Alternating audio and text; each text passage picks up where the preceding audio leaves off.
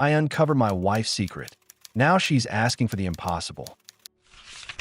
I don't know where to start or why I'm even typing this out here where strangers will read it, but I feel like if I don't get this out of my head, I'm going to scream or break something or just completely disappear. My hands are shaking. It's 3 a.m. My wife Sarah is asleep in the next room, and I'm sitting on the floor of my home office surrounded by the life we built together, and I have never felt more like a hollowed-out shell of a person. It all started with a single, stupid detail. A detail most people would have missed, would have dismissed. But I noticed. I always notice details. It's part of my job as a forensic accountant. I trace patterns in numbers that other people don't see. I guess I started tracing the pattern of my own life, and I found a lie so big it doesn't just change my present, it rewrites my entire past. Sarah and I have been married for 12 years. We met in college, two awkward kids in the library, bonding over a shared love of terrible sci-fi movies. She was this brilliant, fiery art history major with paint perpetually under her nails, and I was the quiet, overly serious numbers guy. We balanced each other. She brought color into my black and white world. We struggled through our 20s together, scraping by in a tiny apartment, eating ramen, dreaming big. I remember one night, she was crying because she didn't think she'd ever make it in the art world, and I held her and told her we were a team, that my stability was for both of us. That's how we framed it. I'd be the anchor, she'd be the sail. It worked. I landed a good job. She started doing freelance restoration work for local galleries. We bought this house 4 years ago. We tried for kids, but it never happened. Tests showed it was likely due to a low sperm count on my end. That was a blow, a deep, private grief we carried together. We talked about IVF, adoption, but it was expensive and emotionally draining, and we decided, or so I thought, that we were enough for each other. Our marriage was our creation. That's what I believed. The first crack appeared 6 months ago. It was a Thursday. Sarah was in the shower, and her phone, which was almost surgically attached to her, buzzed on the kitchen counter. A notification popped up. It was from her sister, Megan. The preview read, "Can't believe he still doesn't suspect anything. You're a ninja," smiley face. My blood went cold for a second. Then I reasoned it away. They were probably planning a surprise party for me. My birthday was months away, but maybe an early thing? I pushed it down, but the seed was planted. I started noticing other things. Sarah had become more protective of her phone. She used to leave it everywhere. Now it went with her to the bathroom. She'd started a new yoga class on Tuesday nights that she always came back from looking flushed and energized, not calm. She bought new underwear, not the practical kind we'd gotten used to, but lace things she said were for her, to feel good about herself. I wanted to believe her. I wanted so badly to believe her. The rational part of me, the accountant, started building a case file in my head. I didn't want to. I fought it. I accused myself of being paranoid, of sabotaging my own happiness. But the numbers, the patterns of behavior, didn't add up. I felt like I was auditing my own life and finding discrepancies. 3 months ago, I broke. After one of her Tuesday yoga classes, I waited until she was asleep, and I did the thing I never thought I'd do. I took her phone.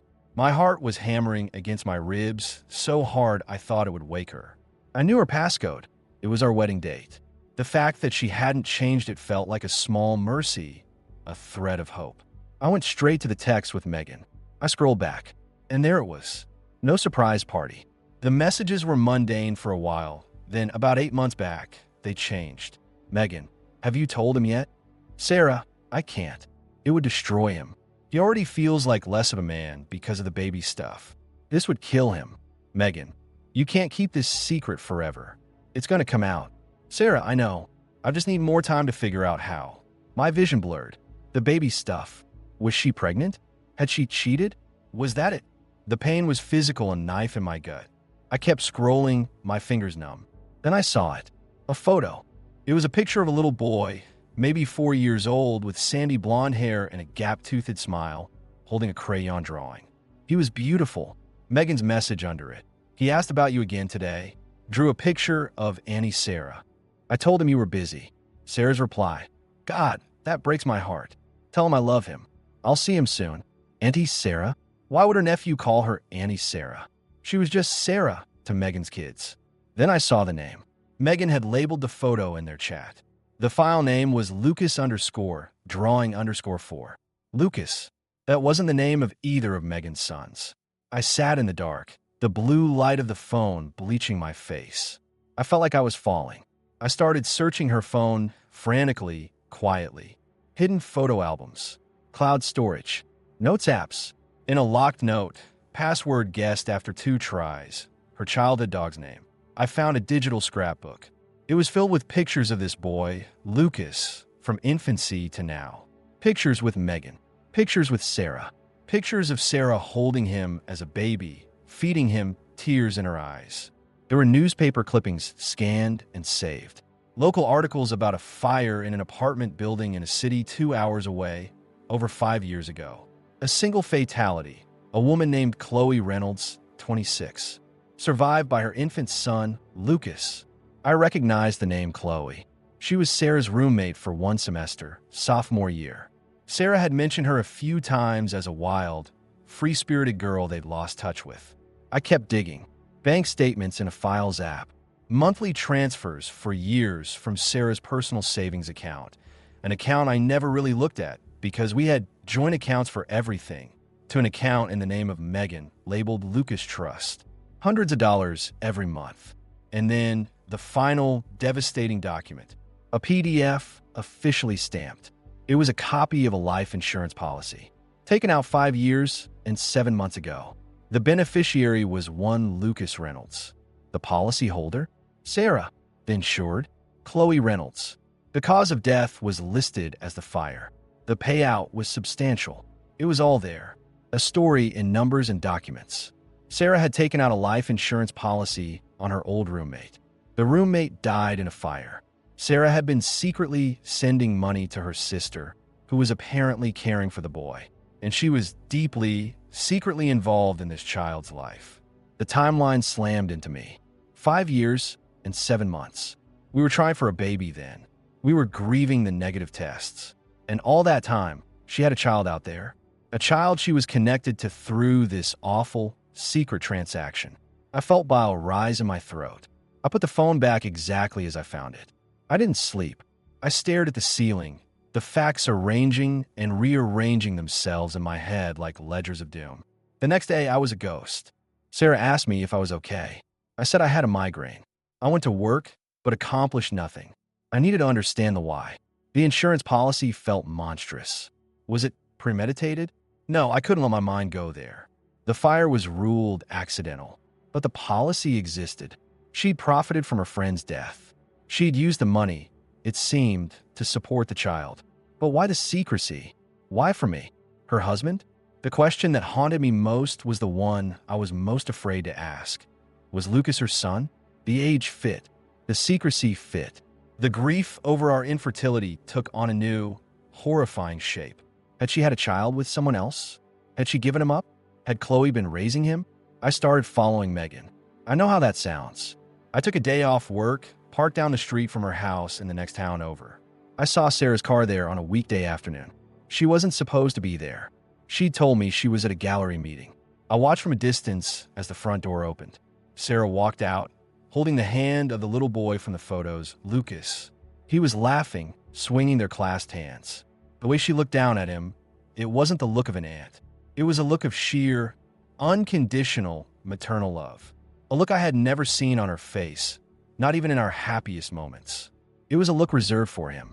I drove home, tears blurring the road. I confronted her that night. I didn't tell her I'd followed her. I just said, "Who is Lucas?" The color drained from her face. She looked like I'd struck her. She stammered, "W what? Where did you hear that name?" I said, "I know about the insurance policy, Sarah. I know about the money to Megan. I know you see him." She collapsed onto the couch as if her legs had given out. And then it all came out in a torrent of sobs and confession. It wasn't an affair. It was something I never could have calculated. Lucas was her son. Ours. Sort of. Back in college, that 1 semester with Chloe, Sarah had donated eggs. She'd done it on a whim, for money, to help pay for a study abroad program she ultimately didn't even go on. She'd signed papers, anonymity guaranteed. She'd never thought about it again. Then, 5.5 years ago, Chloe tracked her down. Chloe was dying from a rare, aggressive cancer.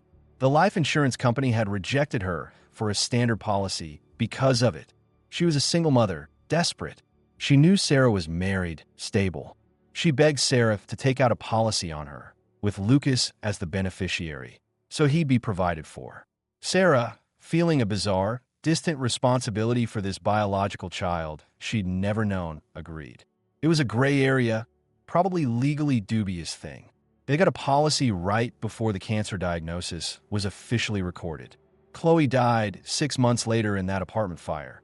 A fire started by a space heater while she was weak and asleep. The insurance paid out. Megan, who'd been a friend of Chloe's too, became Lucas's legal guardian. Sarah, consumed by a guilt and a connection she couldn't explain, couldn't let go. She started visiting. She sent money. She fell in love with a little boy who was genetically hers. "Why didn't you tell me?" I whispered, my voice raw. She looked at me with infinite sadness. At first, it was the shock. And the way it happened, the insurance thing felt dirty, wrong. I was ashamed. Then, when we started having trouble conceiving, it felt like a cruel joke. How could I tell you I had a biological child out there when you were blaming yourself for us not having one? It would have destroyed you. And then, the longer I kept the secret, the more impossible it became to tell. I was trapped in it. I asked the question that was tearing me apart. Do you wish you had him here? With us. She cried harder. It's not that simple. He's Megan's son in every way that matters now. His life is there. But yes, God help me, a part of me does. A part of me aches for him every day. And I hate myself for it because I love you and I chose you in our life. That was a month ago. We've been living in this cold, polite hell since then. We sleep in the same bed, miles apart. We talk about groceries and bills. The shared grief of our infertility is now a poison well. Because she has a child. I don't. She has this whole other life, this other love that she locked me out of for years. The betrayal isn't infidelity, but it's a betrayal of our partnership, of our shared reality. It's the lie that lasted years. It's the fact that she saw me hurting, saw me feeling like a failure, and she held the truth that could have, I don't know, not fixed it, but changed it. Last night was the breaking point. She said, Megan's husband got a job out of state. They're moving. She asked if we would take Lucas. The air left the room. She thinks it's time he knows the truth about me. About everything. She thinks he belongs with his biological mother. Sarah's eyes were pleading, terrified, hopeful. She'd do a gradual transition. We could be a family. I just stared at her. This little boy, this living, breathing consequence of secret she kept from me, could now move into our home. Into the nursery we never used. He would call her mom. And what would he call me? The strange man married to his mom? I would have to love him. I would have to accept him. I would have to forgive her fully and completely and rewrite my future around this truth. Or I could say no. I could tell her that her secret has broken us, that bringing its living proof into our home is a burden I can't bear. That would mean she loses him, again because of me. It would mean our marriage is almost certainly over. It would mean I am the man who stood between a mother and her child. I am sitting here now, in the wreckage of my marriage, holding this impossible choice. She is waiting for my answer. If I say yes, I sacrifice my own sense of justice and trust on the altar of a family that was built on a lie. If I say no, I become the villain in everyone's story, including my own. So, strangers of the internet, laying my hopeless, messy, painful reality out here in this block of text because I have nowhere else to go, what would you have done in my place?